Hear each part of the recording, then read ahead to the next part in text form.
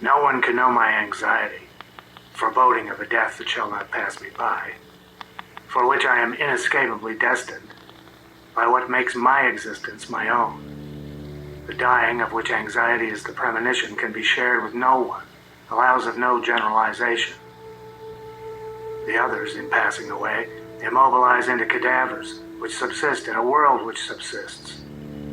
I shall know their demise in that silence I feel in my own soul, when I find myself continuing to address my private thoughts to that other from whom my distress recognizes that henceforth no response shall come.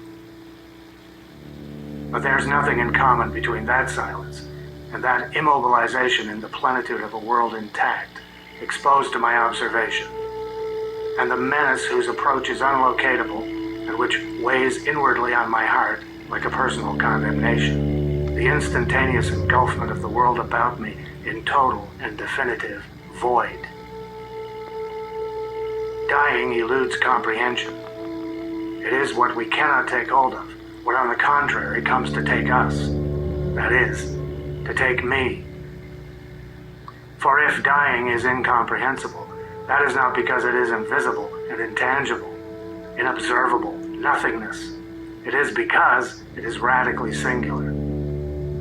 Unconceptualizable, being ungeneralizable, it is not therefore unintelligible.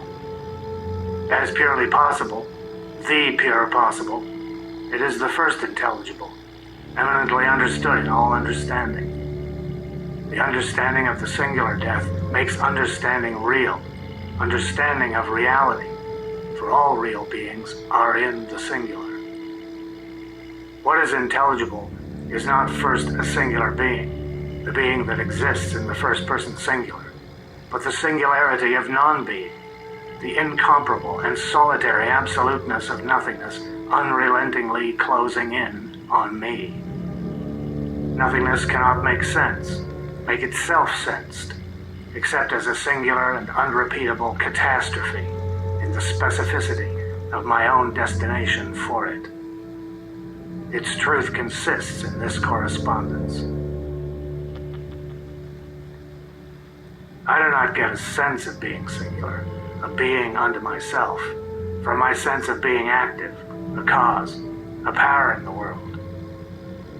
For my first gearing into the world effaces me. In taking form, my existence generalizes, becomes anonymous. What disengages something singular, a pulse, a trouble, a question of existence between the tropisms of life in general that my functioning practical life instantiates, is the singular fate that closes in on it, the singular and incomparable dying for which this existence is uniquely destined. The singularity of an existence in the first person singular does not consist in the singularity of a nucleus of ego, whose acts and states are comprehensible in categories. It consists in a single and singular trajectory of time projected to its incomparable end. This time, engendering and appropriating itself, disconnected from objective and universal time, is the form of the first person singular. In disconnecting itself from recurrence, in casting itself, with all its own forces, into the void, existence goes nowhere else than into the world. The world is the order ordaining things, the cosmos that holds all things together, the possible that engenders all things, the space or clearing that opens to give place to things. And it is also the emptiness of space, abyss, Unheimlichkeit, interminable zone of the uncanny in which we cannot fix our dwelling. It is the embrace of the world that makes our power, our existence, real. But this embrace is ineluctably fatal. The end, nothingness, is everywhere latent, and in opening the door upon the landscape of the world, I open it upon the abyss. In advancing down the pathways of the world, I very certainly go to my death.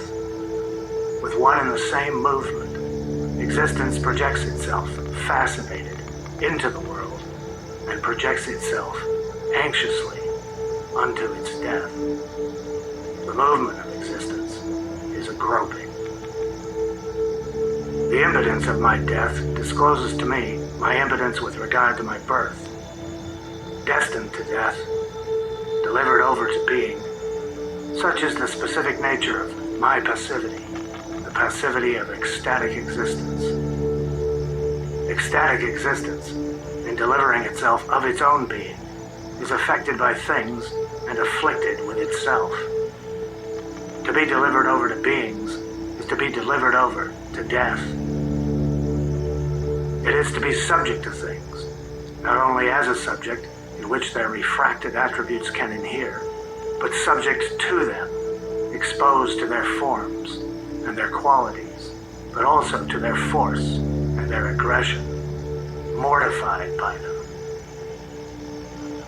It is an essential mortal structure that is expressed in our taste for the colors, our ear for what is intoned across the fields of being, our appetite for the honey and the lees of the day.